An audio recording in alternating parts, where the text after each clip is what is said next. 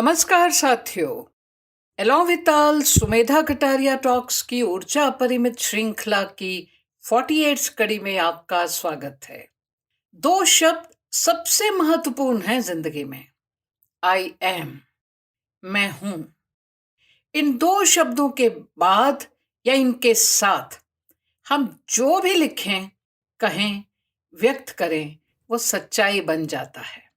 मैं बहादुर हूं, मैं कॉन्फिडेंट हूं, मैं इंटेलिजेंट हूं, मैं खुश हूं, मैं डिवाइन बीइंग हूं। और इससे विपरीत भी जो भी हम कहें नेगेटिव, वो भी उतनी ही सच्चाई के रूप में प्रकट होता है। मैं उदास हूं, मैं डिप्रेस्ड हूं, मैं टूट चुके हूं, मैं बीमार हूं, मैं कमजोर हूं, इत्यादि इत्यादि।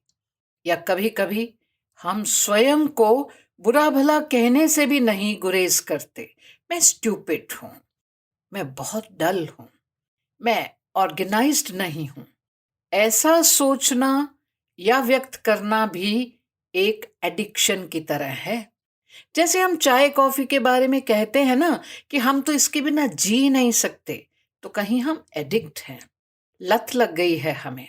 और ये सच होता है। उसी तरह से हम जैसे शब्दों के प्रयोग स्वयं के लिए करने लगते हैं, वो हमारी आदत बन जाता है। हम वैसे ही हो भी जाते हैं। ऐसी एडिक्शन से हम हर रोज आए दिन वाबस्ता होते हैं, जिनमें अपने लिए नेगेटिव अधिक, पॉजिटिव कम स्वीकार रहे होते हैं। हम क्षीण कर देते हैं अपनी ही शक्तियों को। अच्छी भली ऊर्जाओं को धत्ता कहकर कोई भी नेगेटिविटी को चुनौती के रूप में न लेकर धराशायी से होकर ढीले ढाले पड़ जाते हैं। और साथियों, जब हमारी अपनी ही मर्जी इसमें शुमार हो जाती है, तो दुनिया की कौन सी ताकत हमें पॉजिटिव एनर्जीज की ओर अग्रसर कर सकती है भला? ऐसा होता क्यों है? क्या वजह होती है कि हमें ऐसी आदत पड़ जाती है? या स्वाभाविक तौर से बड़ी ही सहजता से हम विशेषकर नेगेटिव विशेषणों को आत्मसात कर लेते हैं और जब तब वो एक्सप्रेस होते हैं हमारे मुखारविंद से। आज इसी के सोर्स पे चर्चा करना चाहूंगी। इंटरनलाइजेशन की बात करना चाहूंगी। इंटरनलाइजेशन है कंडीशनिंग, हमारी विचार शक्ति, हमारे मानस पर नक्श हो जाना कुछ ऐसे साइकिक इंप्रेशंस का जिनकी बदौलत हमारी सोच, हमारा एटीट्यूड, हमारा रवैया प्रभावित होता है। यह यूं कहें कि हमारी जिंदगी की दशा और दिशा दोनों निर्धारित होती हैं, तो कुछ गलत नहीं होगा।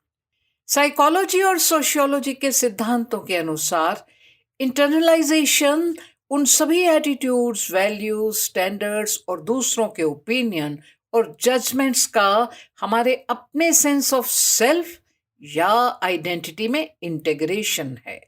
साइको एनालिटिक थ्योरी के अनुसार इंटरनलाइजेशन ऐसी प्रक्रिया है जिसके तहत फॉर्मेटिव ईयर्स में हमारे अपने स्व का निर्माण होता है। और ऐसा माना जाता है कि बच्चे में ये 4 साल की उम्र से ही मानसिक विकास की प्रक्रिया आरंभ हो जाती है, जो आगे चलकर उन नैतिक मूल्यों का निर्धारण करती है जो एक टीनेजर या एडल्ट अपनाता है।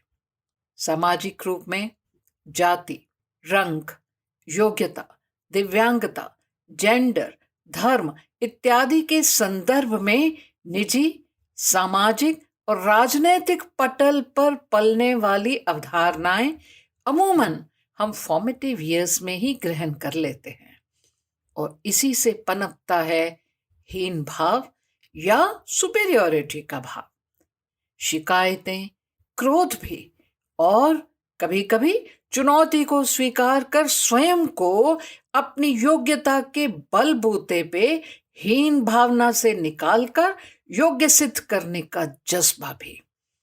इंटरनलाइज्ड मैं हूं बुरा, हीन, कम, कमजोर, हारा हुआ की नेगेटिविटी को हराकर पॉजिटिव मैं हूं मजबूत, योग्य, अच्छा, विजयी, श्रेष्ठ महसूसना और बनना।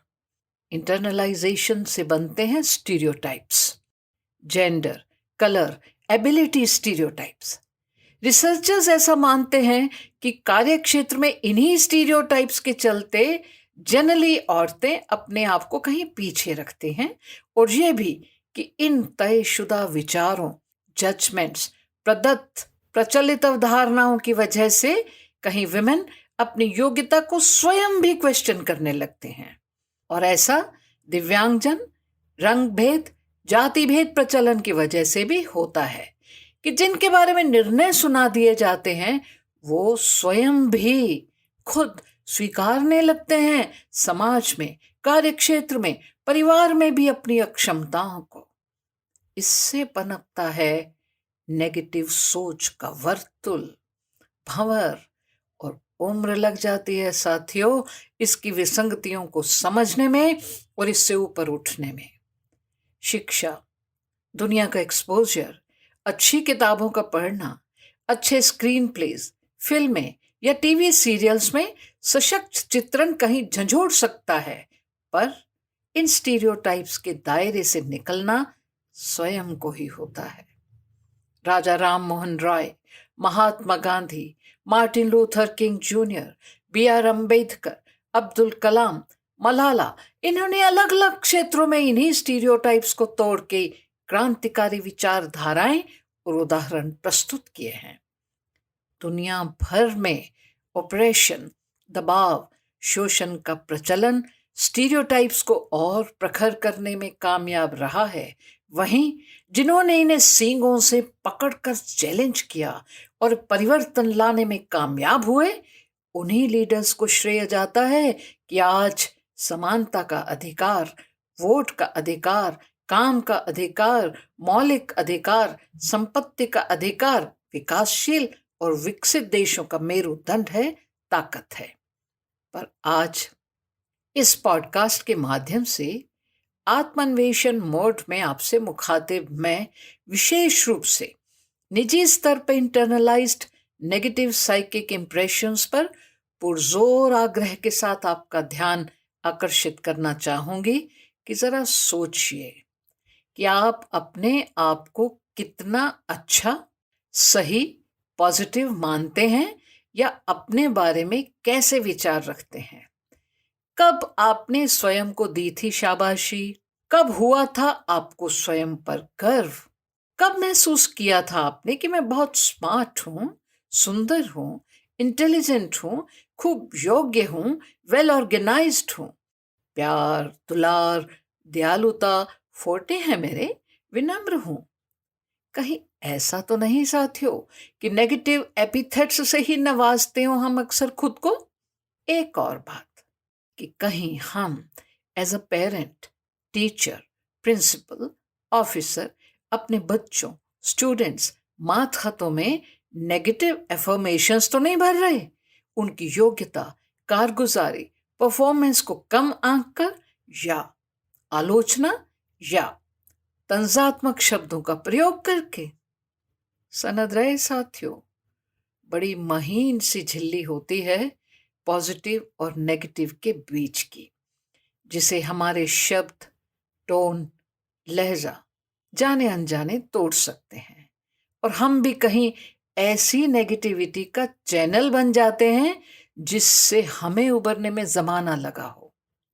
लम्हों ने खता की, उम्रों ने सजा पाई। नेगेटिविटी ट्रांसमिट करने और रिसीव करने की एडिक्शन से जितनी जल्द निकल आए सही है। ये खुमारी अच्छी नहीं। विनम्र होना सही है, पर हमें कोई नीवा महसूस करवाए तो वो स्वीकारना सही नहीं। अपनी कमियों, फ्रेल्टीज, वल्नरेबिलिटीज को जानना सही है, पर खुद को इम्प्रोवाइज करना, बेहतर करने की जिम्मेदारी भी हमारी है। खुद को कलाहना, डिमीन करना सही नहीं। मुर्शिद तो उच्च ही होते हैं। मेंटर्स के प्रति पूज्यता का भाव भी सही है, पर अपने आप को तल्ले लगा देना, काबिले सजा समझना, हमेशा कटघरे में महसूसना उचित नहीं। इन नेगेटिविटीज के कारण हम और वल्नरेबल हो सकते हैं और अक्सर विक्टिम मोड में डलने की टेंडेंसी हमारे लिए घातक हो सकती है। कमी सिर्फ अपने ही खुलूस में हो ये ज़रूरी तो नहीं, ज़माना भी हो सकता है बेवफा कभी कभी। साथियों, अपनी सकारात्मक ऊर्जा अपरिमित रहे, इसके लिए आपकी फैन लिस्ट में आपका नाम सबसे ऊपर होना बनता है जी। अपने कमेंट्स से ज़रूर अवगत करवाइएगा। जल्द ही फिर मिलेंगे। जय